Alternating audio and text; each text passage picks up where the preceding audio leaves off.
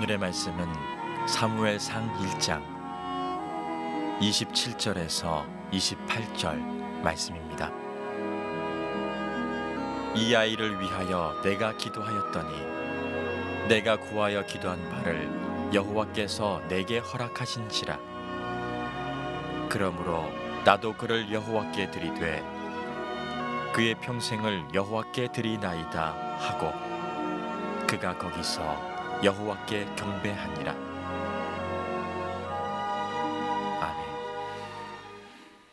아멘. 이 세상의 모든 관계들은 쌍방향입니다. 일방적으로 주기만 하거나 일방적으로 받기만 하는 존재는 없다는 거죠. 우리가 그동안 상식적으로 알고 있는 모든 것을 잡아당긴다, 심지어 빛조차도 잡아삼킨다는 블랙홀조차도 최근에 과학자들이 우주 관찰을 통해서 이 블랙홀이 받아들이고 빨아들이는 것만이 아니라 특정한 이물질을 내뿜는다는 사실을 새롭게 발견을 했습니다. 이 세상의 만물은 어떤 거든지 끊임없이 주고받는 순환 속에서 살아간다는 얘기죠. 이 순환이 두 가지가 있습니다. 좋은 결과를 만들어내면 선순환이라고 하고요, 나쁜 결과를 만들어내면 악순환이라고 합니다. 예를 들면 이런 거겠죠. 우리가 살아가는 세상 속에 인간들이 무분별한 욕심과 또 탐욕으로 인해서 환경을 파괴하는 이것은 엄청난 악순환을 만들고 있습니다. 저마다 이 자본주의가 발달하면서 더 많은 땅을 차지하고 더 많은 편리를 추구하다 보니까 자연을 훼손하게 되고, 그 자연의 훼손은 결국 인간들에게 다시 예측할 수 없는 대재앙을 불러오고 있습니다. 최근에 필리핀의 그런 태풍이라든지 곳곳에서 우리 인간이 전혀 예측할 수 없는 엄청난 자연의 재앙들이 시작되고 있습니다. 이것은 인간의 탐욕에 대한 자연의 역습이라고 말할 수 있죠. 악순환이죠. 그런가 하면 우리가 지난주에 몰래 산타를 파송했는데, 산타를 파송하는 이유가 뭐죠? 우리가 누군가를 기쁘게 해주고 정말 이 계절에 감사하게 하고 사랑이 얼마나 소중한가를 깨우쳐주기 위해서 가느니 또 받느니 보느니 모두를 즐겁게 하기 위한 일종의 선순환을 일으키기 위한 아름다운 노력이라고 말할 수 있습니다. 저는 하나님과 우리의 관계도 좋은 결과를 만들어내는 선순환의 관계가 있고, 어떤 사람은 신앙생활을 하지만 믿음 생활을 한다고 하지만 하나님과 자신의 관계 속에 이 축복이 아닌 근심과 징계를 받는 악순환 속에 살아가는 사람이 있다고 생각합니다. 오늘 우리가 만나는 본문 사무엘상의 한나 이야기를 통해서 한나는 하나님과 자신 사이에 어떻게 축복의 선순환을 만들 수 있었을까를 한번 살펴보려고 합니다. 자, 지난 시간에 한나가 어떤 처지였다고 말씀을 드렸습니까? 자식을 낳지 못했어요. 그래서 아무리 집안이 좋고 남편이 훌륭하고 돈이 많아도 그가 가질 수 없는 자식을 낳지 못했다는 것 때문에 굉장한 서러움 속에 삽니다. 그리고 또 다른 분인나와의 관계 속에서 그는 늘 고통을 가지고 삽니다. 그러나 그 고통을 술이나 또는 세상의 다른 것으로 풀지 않고 그녀는 마음이 슬프고 고통스러울 때마다 하나님께 나가서 진솔하게 자신의 고통을 쏟아냅니다. 분명한 것은 하나님은 우리의 고통을 외면하지 않는 분입니다. 한나가 자신의 고통을 쏟아냈을 때 하나님께서는 엘리 제사장의 입술을 통해서 그녀에게 응답을 해주십니다. 그리고 그녀는 하나님의 응답을 확신하고 근심 없이 하루하루를 살아가게 되고 불편했던 남편과의 인간관계도 회복하게 됩니다. 그리고 마침내 드디어 한나는 하나님이 주신 아들을 하나 낳게 됩니다. 정말로 어렵게 얻은, 상상할 수 없는 기쁨의 아들을 하나 얻지요. 그 아들의 이름은 사무엘입니다. 하나님께 구해서 얻은 아들이라는 뜻을 가지고 있는 사무엘. 오늘 20절 본문에 보니까 그 배경을 설명하죠. 한나가 아들을 낳아 사무엘이라 이름하였으니 이는 내가 여호와께 그를 구하였다 함이더라. 자, 이렇게 한나는 정말로 하나님 앞에 큰 은혜를 입었어요. 자, 그런데 문제가 생깁니다. 성경을 계속 읽다 보면 한나의 태도가 갑자기 돌변하기 시작합니다. 이전에는 아들을 얻기 전까지는 매년마다 온 가족이 하나님의 성전에 나가서 열심히 절기 예배를 드렸습니다. 하나님을 찾고 구했다는 거예요. 그런데 아들 사무엘을 낳은 후에는 도무지 그녀가 하나님 성전에 나갈 생각을 하지 않습니다.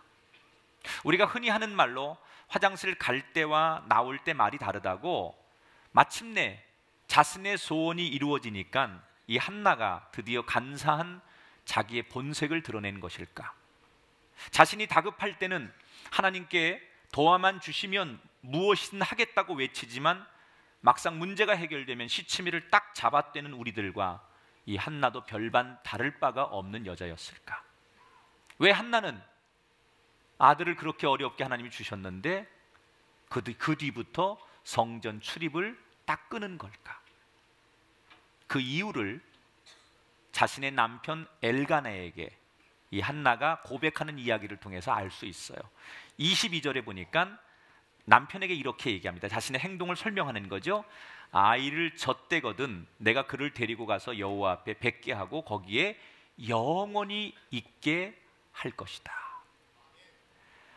사실 한나는 아들을 얻기 전에 하나님 앞에 약속을 먼저 했어요. 서원을 했지요. 어떤 서원을 합니까? 만약에 나에게 아들을 주시거든 내가 그 아들을 평생 여호와께 드리겠습니다. 그런데 이 약속은 오늘날 우리의 신앙으로 우리가 투명을 하면 알맹이 없는 빈 껍데기 약속이 될 수도 있는 약속이에요. 아들을 드린다고는 하지만 심정적으로 드리는 거지 정말로 그를 제단에다 갖다 맡길 필요는 없는 거예요. 집에서 내가 이 아이를 잘 키우면서도 이 아이는 하나님 앞에 드린 아이입니다 라고 말해도 되는 거잖아요. 실제로 구약의 삼손이 비슷한 처지죠. 하나님 앞에 드린 인물이었어요. 그런데 삼손은 집에서 키워집니다. 하나님 성전에 바쳐지지 않고 나시린으로 살지 않고 그냥 하나님 앞에 바쳐진 인물이지만 집에서 자라게 돼요. 그래서 삼손이 젊을 때 여자와 술과 뭐 이런 유흥을 즐기게 되죠. 그러면서도 삼손은 늘 뭐라고 말합니까? 나는 하나님께 바쳐진 사람이야 라고 평생을 떠들고 살았어요. 한나도 얼마든지 그럴 수 있어요. 이 아들은 하나님의 겁니다. 이 아들은 하나님이 책임지시는 겁니다. 이렇게 말해도 되는 거잖아요. 그런데 한나의 생각은 달랐다는 거예요. 내가 이 아이를 하나님 앞에 드릴 거라면 확실하게 제대로 드려보자. 바치는 척 위선적으로 하는 헌신이 아니라 정말 하나님 앞에 내 마음과 정성을 다하는 그런 헌신을 해보자. 나한테 너무나 소중한 아들이지만 하나님의 성전에 맡기기로 했으니 평생을 이 아이를 온전하게 하나님 앞에 맡기도록 하자. 그래서 한나 생각에는 아이가 막 태어났는데 아직 젖을 먹고 이제 젖도 떼지 않은 아기를 그냥 제사장에게 갖다 맡기면 요즘처럼 무슨 젖먹이용 분유나 일회용 무슨 기저귀가 있던 시절도 아닌데 그 엘리라고 하는 나이 많은 제사장이 그 아기를 안고 어떻게 하겠어요? 갖다가 맡기지만 그 아기를 돌볼 능력이 없는 거예요. 그러니까 한나 생각에는 언젠가 맡길 거지만 젖을 뗄 때까지는 내가 잘 육아에 전념해서 이 아이가 어느 정도 걷고 스스로 어느 정도 뭔가를 할 때까지 내가 잘 키워서 빨리 온전하게 이 아이를 하나님의 제단에다가 제사장에게 맡겨야 되겠다라고 생각을 하는 거죠. 쉽게 말하면 한나의 의도는 뭐죠? 하나님께 자기의 정성과 사랑이 담긴 온전한 헌신, 온전한 선물을 드리고 싶었다는 거예요. 여러분, 우리가 인간관계를 하면서 누군가와 좋은 관계를 유지하고 싶을 때 우리가 많이 쓰는 방법 중에 하나가 선물을 주고받는 거예요. 관계를 개선하고 싶은 사람이 있거나 아니면 저 사람하고 나는 계속 좋은 관계를 돈독히 하고 싶거든, 우리가 많이 쓰는 방법이 그 사람에게 귀한 선물을 주지요. 그래서 선물을 고를 때 보면 우리가 스트레스 받아요. 무슨 선물을 해야 되지? 무슨 선물을 해야 내 마음이 전달될까? 이런 고민하죠. 국가 지도자들이 서로 주고받는 선물도 항상 뉴스 일면에 소개가 될 정도로 이 선물이라는 것은 굉장한 메시지를 담고 있는 거예요. 근데 우리가 막상 선물을 이렇게 주려고 하면 고민이 됩니다. 얼마나 비싼 걸 줘야 되지? 또 얼마나 명품을 줘야 되지? 또 어떻게 전달을 해야 되지? 늘 우리는 그런 스트레스를 받아요. SBS의 뉴스를 보니까 얼마 전에 아이들의 성탄 선물 비용 때문에 많은 부모들이 너무나 지금 고통스러워하는 연말을 보내고 있다. 아이들에게 성탄절 선물을 집집마다 해야 되는데 이게 너무 고가고 아이들이 요구하는 걸 들어주기가 너무 힘들어서 부모들이 고통스러워한다. 그래서 결코 메리하지 않은 크리스마스를 보내고 있다. 이런 뉴스를 봤어요. 여러분, 하나님께서는 우리들에게 어떤 선물을 받기를 원하실까요? 정말 하나님께서 우리에게 이 세상에 우리들이 다 부러워하는 명품, 비싸고 화려하고 좋은 것을 원하실까? 하나님이 우리에게 원하는 선물은 그런 게 아니라는 거 여러분 잘 아시죠? 뭘까요? 하나예요. 그게 어떤 선물이든 간에 우리의 마음과 최고의 정성이 담긴 선물을 하나님이 원하신다는 거예요. 그 하나님의 마음을 잘 보여주는 사건이 신약 성경의 과부의 두렙돈 사건입니다. 지금으로부터 2000년 전에 예루살렘의 한 성전에 오늘처럼 이렇게 예배를 드리는 날, 안식일 날 다양한 사람들이 모여서 하나님 앞에 헌금을 드렸어요. 그런데 그 당시 헌금함은 이렇게 큰 통으로 되어 있고 헌금은 동전으로 바꿔서 드리기 때문에 부자들이나 권력자들이 드리는 헌금은 그 헌금통에 넣을 때마다 와르르 이렇게 돈이 떨어지는 소리가 들려요. 그 소리만 들어도 저 사람이 얼마나 세상에서 힘 있는 사람이고 부자고 권력자고 많은 헌금을 드리는지 청각적으로 한눈에 한 소리 안에 다 알 수가 있는 거예요. 그래서 돈 많은 사람들이나 권력자들은 하나님 앞에 나와서 헌금을 드릴 때 항상 어깨에 힘을 딱 주고 거드름을 피우면서 자랑스럽게 헌금을 쏟아 넣습니다. 근데 반면에 가난하고 정말 힘없는 사람들은 성전에 나와서 헌금을 드릴 때 너무나 부끄러워서 주변 눈치를 살펴가면서 푼돈을 얼른 헌금함에 넣고 도망가듯 했어요. 어느 날 예수님께서 성전에 다 계실 때 때마침 한 가난한 과부가 요즘 우리 돈으로 환산하면 불과 몇백 원 정도에 불과한 동전들을 헌금함에 집어넣었습니다. 와르르 쏟아지는 그런 헌금하고 다르게 땡그렁 하고 떨어지는 아주 얇은 동전의 소리에 그녀가 얼마나 볼품없는 작은 돈을 드리는지 다 알 수 있습니다. 바로 이때 그녀의 헌금을 보시고 예수님께서 뭐라고 평가하시느냐? 마가복음 12장 43절 44절에 예수님의 극적인 평가가 나와요. 이 가난한 과부는 헌금함에 넣는 모든 사람보다 많이 넣었도다. 그들은 다 그 풍족한 중에서 넣었거니와 이 과부는 그 가난한 중에서 자기의 모든 소유 곧 생활비 전부를 넣었느니라. 예수님께서 보신 건 뭐죠? 얼마나 많은 돈, 얼마나 비싼 돈을 넣느냐 이거에 관심이 있는 게 아니라 그녀의 정성과 사랑, 마음이 담긴 헌금이냐를 보셨다는 거예요. 여러분, 이게 바로 우리가 믿는 하나님의 마음인 줄 믿습니다.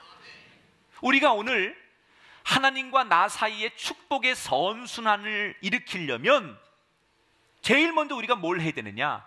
하나님에게 우리가 할 수 있는 최고의 정성과 사랑이 담긴 선물을 드려야 된다는 거예요. 근데 그게 세상적인 가치처럼 얼마나 비싸냐, 얼마나 화려하느냐 그걸 보시지 않는다는 거예요. 그게 뭐든지 간에 오늘 우리가 하나님 앞에 이 시간 드리는 우리의 가장 귀한 선물은 내 마음과 정성을 다하는 거예요. 예수님의 탄생을 축하하기 위해 동방 박사들이 바쳤던 선물이 귀하다라고 평가를 받는 이유는 그 동방 박사들의 선물이 값비싸고 화려했기 때문이 아니에요. 그 예수님을 만나기 위해서 지금으로 따지면 1000km 넘는 거리를 달려온 그 동방 박사들의 정성과 사랑이 깃들어 있었기 때문에 그 선물을 귀하다고 말하는 거예요. 어떤 분은 오늘 이 시간 이 황금 같은 주말에, 사실 요즘 주말은 황금이잖아요. 황금. 이 주말에 여러분이 이 귀한 시간에 하나님 앞에 나와 있다는 것, 이게 가장 큰 정성의 선물일 줄 믿습니다. 여러분이 오늘 성가대를 쓰거나 봉사를 하고 교사를 하고 또 주방에서도 봉사하고 주차로도 봉사하고 안내로도 봉사하는 많은 봉사와 사역도 여러분이 드릴 수 있는 최고의 선물일 수 있어요. 밖에 나가서 우리가 예수 이름으로 행하는 선행도, 복음을 전하는 일도 하나님에게는 우리가 드릴 수 있는 최고의 선물이에요. 그런데 어떤 일을 하든 간에 그게 형식이 되면 안 된다는 거예요. 내가 오늘도 교회를 왔다 갔어. 교회에 빠진 사람에 비하면 나는 오늘도 주일 예배를 드리고 주일을 출석했으니까 나는 내 의무를 다했어, 이런 게 아니라 내 마음과 정성을 다하는 예배, 노래를 잘하기 위해서 찬양하는 게 아니라 내 마음과 정성을 다하는 찬양, 하나님은 그걸 받으신다는 거예요. 우리가 어떤 선물을 드리든 간에 내가 할 수 있는 최고의 정성과 사랑을 다해 하나님 앞에 드리면 하나님은 아낌없이 그 선물을 받으시고 우리에게 축복하시는 하나님인 줄 믿습니다. 이것이 하나님과 나 사이에 선순환을 일으키는 첫 번째 공식이라는 거예요. 저는 오늘 성경을 보면서요, 내가 남자니까 남자의 편이 좀 돼보고 싶었어요. 여러분, 이 한나의 남편이 엘가나입니다. 이름이. 이 엘가나라고 하는 남편이 부인의 그 행동을 보면서 어떤 느낌을 가졌을까? 내 같은 남자로서 내가 만약에 한나의 남편이면 나는 이 여자하고 못 살 것 같아. 왜 그러냐? 생각해 보세요. 자기 혼자 애를 낳는 거 아니잖아요. 그 아기는 남편의 씨잖아요. 그런데 한나가 자기의 허락도 없이 아기를 낳으면 하나님 앞에 바치겠다라고 자기 혼자 덜컥 약속을 했어. 그리고 자기하고 합의도 없이 아들을 진짜 낳았는데 하나님 성전에 맡기겠다고 젖을 떼자마자 아이를 갖다 주는 거예요. 남편이 버젓이 있는데 그 남편을 무시하고 자기 혼자 일방통행하는 그런 한나를 보면서 엘가나의 심정은 어땠을까? 지금 이 한나의 부부에게도 그런 갈등이 얼마든지 일어날 수 있는 상황이라는 거예요. 그런데 다행히도 이 엘가나는 한나가 그런 일방적인 결정을 했지만 그 뜻을 순순히 따릅니다. 23절에 보니까 그대의 소견에 좋은 대로 하여 그를 젖대기까지 기다리라. 왜 이 엘가나는 아내가 하자는 대로 했을까? 혹시 공처가의 기질이 있는 건 아닐까? 무슨 약점이 잡혀가지고 아내가 하자는 대로 할 수밖에 없는 그런 사람이었을까? 아닙니다. 엘가나가 자기 아내의 뜻을 순순히 따라준 것은 23절에 보면 오직 여호와께서 그의 말씀대로 이루시기를 원하노라. 다시 말하면 지금까지 아이를 낳지 못하던 자기 아내가 서름에 하나님 성전에 나가 기도하고 아이를 얻는 과정과 그리고 자기 가정에게 자식을 주는 이 모든 과정을 지켜본 이 엘가나도 믿음이 생긴 거예요. 아내를 보면서, 자식을 얻는 과정을 보면서 이 모든 생사화복을 주관하시는 분이 하나님이라는 사실을 남편도 이제 깨달은 거예요. 다시 말하면 믿음의 일치를 이루는 부부가 됐다는 거예요. 저는 오늘 여러분의 가정에게 이런 축복이 있길 바랍니다. 아내는 믿음이 좋은데 남편이 믿음이 없어 날마다 신앙 문제로 갈등하고 영적인 문제로 싸우는 부부가 아니라, 남편은 믿음이 좋은데 아내가 그 남편의 믿음을 따라가지 못해서 늘 갈등하고 괴로워하는 부부가 되지 마시고 여러분의 믿음이 일치를 이루는 믿음이 되시고 일치를 이루는 부부가 되시고 하나가 되는 가정이 되길 주의 이름으로 축원합니다. 여러분, 이것보다 큰 복이 어디 있어요? 부모는 믿음 생활 잘하는데 자식들이 그 부모의 믿음을 못 따라간다면 이것처럼 불행한 가정이 어디 있습니까? 온 가족이 한 믿음으로 믿음의 일치를 이루는 축복, 이것이 한나 가정이 받은 축복이라는 거예요. 그래서 부부가 합의를 이루었어요. 그렇게 합시다. 그리고 어린 사무엘을 드디어 젖을 떼자마자 어느 정도 아장아장 걷게 된 그 나이에 약속대로 성전의 엘리 제사장에게 하나님 앞에 이 아이를 드리겠습니다라고 갖다 맡겼어요. 자, 지금부터 여러분의 상상력이 필요해요. 엄마 한나가 그 아기를 이제 제사장에게 딱 주고서 돌아오는 거예요. 여러분, 이 장면을 상상해 보세요.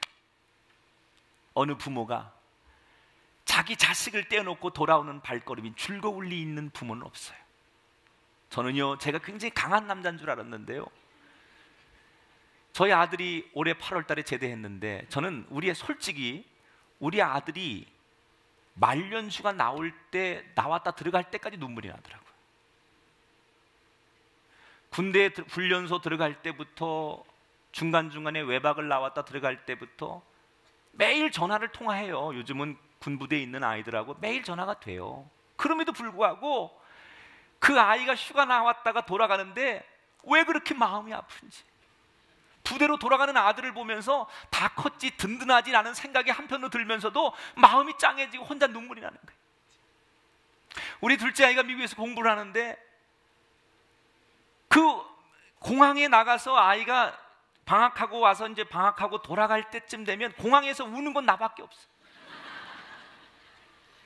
너무 그게 나는 강한 남자인 줄 알았더니 그 아이가 혼자 미국 가서 다 컸는데 뭐 대학생이면 다 큰 거 아닙니까? 그런데도요 그 아들놈을 보내면서 마음속이 막 찡해가지고 돌아서서 막 한동안 마음이 허전하고 이놈이 가서 혼자 어떻게 밥이나 잘 먹을까, 혼자 그 낯선 땅에서 아는 사람 없이 어떻게 살을까, 뭐 이런 걱정을 하면서 마음이 무너지는 게 이 애비의 심정이더라고요.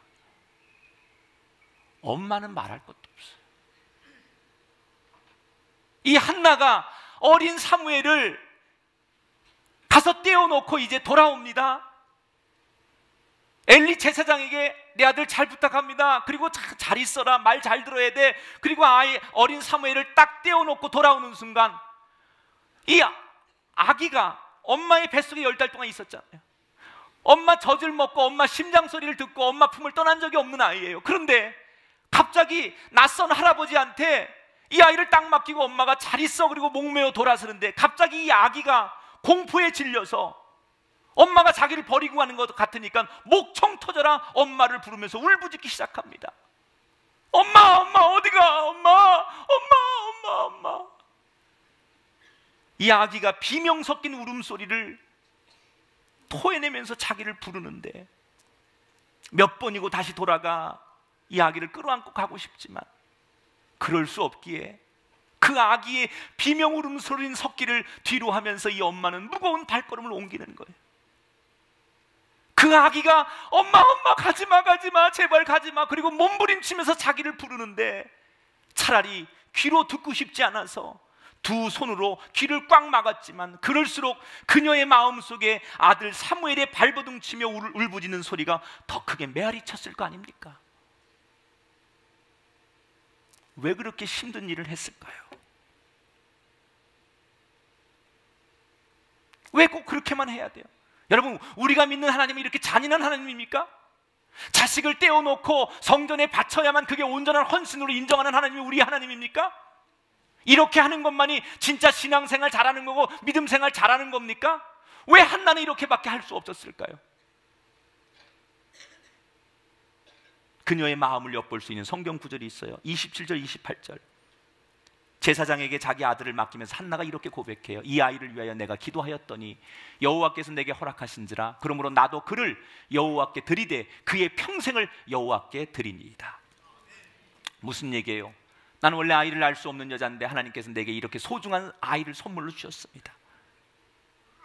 하나님이 주신 선물이니 나는 이 선물을 다시 하나님께 되돌려 드립니다. 자, 그런데 우리나라 성경은 그냥 돌려드린다라는 말로 번역했지만 영어 성경을 보면 to lend라는 표현을 써요. to lend라는 말은 빌려주다 그런 얘기예요. 그러니까 한나의 원래 원문에 보면 한나는 되돌려주는 게 아니라 하나님 앞에 이 아이를 빌려드리겠습니다 그런 의미로 이 아들을 맡겼다는 얘기예요. 왜 그런 표현을 썼을까? 자, 지난달 말에 미국의 CNN이 대한민국이 세계 1위를 차지하는 10가지 분야를 특집으로 소개를 했습니다. 그 중에 하나가 우리가 잘 아는 놀라운 초고속 인터넷 환경을 소개했는데 CNN이 헤드라인 그 뉴스 제목으로 이렇게 보도를 했습니다. 미래가 궁금하거든 대한민국에 가보라. 그러면서 인터넷 보급률이 82.7%고 스마트 보급률이 78.5%고 특히 한국에서 18살부터 24살 사이의 젊은이들은 97.7%가 스마트폰을 쓰고 있다라고 소개를 했어요. 대한민국은 세계에서 IT 문화가 따라올 수 없는 최고입니다. 그러니까 미국도 못 따라옵니다. 한국. 미국에 가서 제가 호텔이나 어디 가서 뭐 인터넷 쓰면 왜 이렇게 느린지요? 왕 짜증나요. 일본도 못 따라와요. 중국도 못 따라와요. 이건 대한민국이 세계에서 최고입니다. 그 CNN이 이런 뉴스를 보도하면서 왜 대한민국이 이렇게 세계적인 IT 강국이 될 수밖에 없었느냐, 그 이유를 지난 수십 년간 우리나라 정부와 기업들이 IT 분야에 정말 무모할 정도로 과감한 재투자를 했다, 이렇게 보도를 했어요. 그러면서 그 예로 유럽 연합 집행위원회의 그 자료 통계를 지난 11월에 발표하면서 그걸 보도했는데, 삼성전자가 2012년 연구 개발비로 12조 원을 썼습니다. 이것은 전 세계에서 유럽 자동차 업체 폭스바겐에 이어서 두 번째로 많은 수치예요. 2012년도에 미국의 애플사가 연구 개발비로 4조 원을 썼습니다. 근데 우리나라는 삼성전자만 12조 원을 썼다는 거예요. 그러니까 얼마나 대단한 거예요. CNN이 이걸 보도하면서 올해 2013년은 아직 최종 통계가 안 나왔지만 무려 삼성전자의 연구 개발비가 15조 원에 이를 것으로 추정한다라고 보도했어요. 여러분, 참 우리 주변에서 월등하고 발전하는 개인이나 기업이나 국가는요, 자기한테 이익이 생기면 그걸 흥청망청 쓰는 게 아니라 미래의 더 큰 성장과 발전을 위해서 파격적으로 재투자한다는 거예요. 오늘 어린 사무엘을 하나님의 성전에 맡겼던 것은 한나가 이미 하나님에게 이 아들을 바치겠습니다라고 약속했기 때문에 마지못해서 일어난 일이 아닙니다. 한나가 정말 이 아들을 그렇게 가슴 아프게 제사장에게 맡긴 이유는 뭐냐? 하나님이 나에게 주신 이 복, 나에게 주신 이 너무나 소중한 이 은총의 선물 사무엘을 다시 하나님 앞에 100% 재투자한 거예요.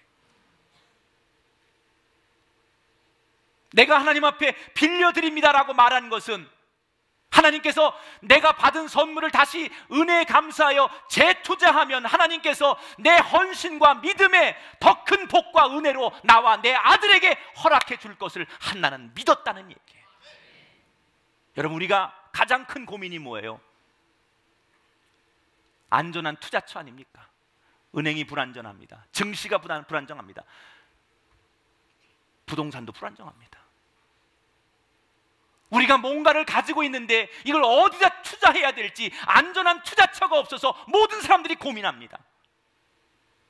지금 한나는 내가 믿을 수 있는 가장 안전한 투자는 하나님이라고 생각한 거예요.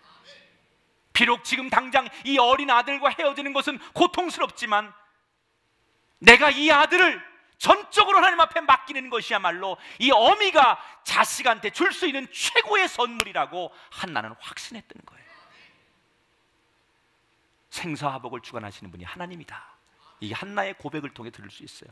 2장 6절 7절 여호와는 죽이기도 하시고 살리기도 하시며 여호와는 가난하게도 하시고 부하게도 하시며 낮추기도 하시고 높이기도 하시는도다. 그 엄마인 한나가 어린 사무엘을 포기한 게 아닙니다. 하나님 앞에 빌려드렸다는 거예요. 재투자했다는 거예요. 그 투자자로서의 의무를 잊지 않아요. 1년에 한 번씩 그 어린 아들을 보러 가는 거예요. 절기 때마다. 그런데 그때마다 그 아기의 옷을 직접 만들어가지고 가는 거예요. 그리고 또 헤어질 때 그 아들하고 눈물겨운 이별을 하면서 또 집에 돌아오는 거예요. 그런 정말 애틋한 모습을 엘리 제사장이 매년 지켜보면서 마음에 감동이 오는 거예요. 그래서 엘리 제사장이 어느 날 한나와 그 사무엘을 불러놓고 축복 기도를 해줘요. 20절에 보니까 여호와께서 이 여인으로 말미암아 내게 다른 후사를 주사 이가 여호와께 간구하여 얻어 바친 아들을 대신하게 하시기를 원하노라. 비록 사람의 입을 통해서 나온 말이지만 이것은 한나의 헌신과 정성에 감동하신 하나님의 응답이기도 해요.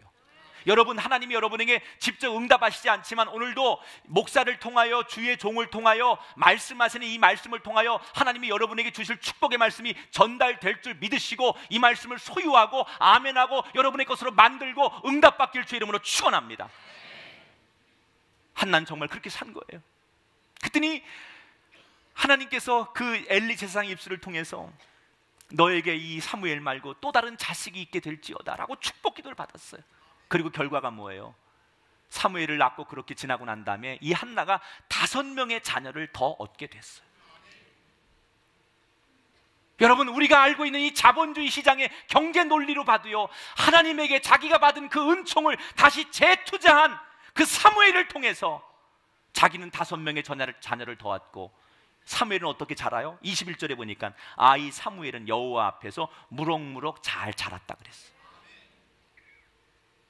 뭐가 한나를 이렇게 받은 축복보다 더 많이 받게 하고 받은 은총을 더 많이 누리도록 축복의 선순환의 사이클에 그를 들어가도록 만들었을까요? 하나님 앞에 과감하게 재투자했기 때문에. 나는 오늘 여러분들이 이 축복의 선순환 사이클에 여러분의 삶이 들어가게 되길 바랍니다. 한 번 받은 그 복, 하나님 앞에 한 번 받은 그 응답이 한 번으로 끝나지 않길 바랍니다. 내가 로또 복권 한 번 당첨되고 내 인생에 로또가 왔다라고 만족하는 인생이 아니라 매일 같은 로또의 축복 같은 은혜가 나에게 일어나기를 구하십시오. 한 번 하나님께서 허락하신 그 은혜와 한 번 허락하신 그 축복이 나에게 한 번으로 끝나는 것이 아니라 날마다 반복되고 또 새롭게 반복되고 더 좋은 것으로 임할 뿐 아니라 내 자손들에게까지 이어지는 축복의 선순환, 이것을 오늘 우리 영적인 그리스도인들이 이루어야 된다는 거예요. 간단해요. 자기의 마음을 하나님 앞에 나가서 고백했어요. 하나님이 그 소원을 들어주셨어요. 받은 것으로 교만하지 않고 자만하지 않고 다시 하나님 앞에 재투자했어요. 그랬더니 하나님께서 그 헌신과 정성을 보시고 더 큰 복을 주셨어요. 오늘 저와 여러분은 어떤 사람은 남들보다 재물의 복을 더 받은 분이 있을 거고, 어떤 분은 영예와 지위의 복을 더 받은 분이 있을 거고, 어떤 분은 남들보다 건강과 젊음의 복을 받은 분이 있을 거예요. 다양한 복을 우리는 받았어요. 그 복을, 그 은혜를 받은 것으로 그치지 말고 하나님께 과감히 재투자하십시오. 그래서 더 풍성한 복을 받아 누릴 수 있게 되기를 주의 이름으로 축원합니다. 내가 너희들의 교회와 성도들을 축복하리라. 축복의 선순환 속에 너희들이 들어가야 되지 않겠느냐. 사랑하는 여러분, 저는 하나님께서 분명히 우리를 축복하실 줄 믿습니다. 우리 것을 뺏어가는 하나님이 아니라 하나님의 일에 우리가 관심을 갖고 마음과 정성이 담긴 선물을 드리고 그 받은 축복을 다시 하나님 앞에 올려드릴 줄 알 때 저와 여러분의 삶에 축복의 선순환이 일어날 줄 믿습니다. 우리의 이름을 드러내기보단 오직 하나님의 영광을 위해서 아파하는 사람들에게 우리가 떡 한 쪽을 나누는 마음으로 이 연말 함께 나눴으면 좋겠어요. 그 축복의 선순환의 코드에 저와 여러분이 들어가게 될 수 있기를 주님의 이름으로 축원합니다.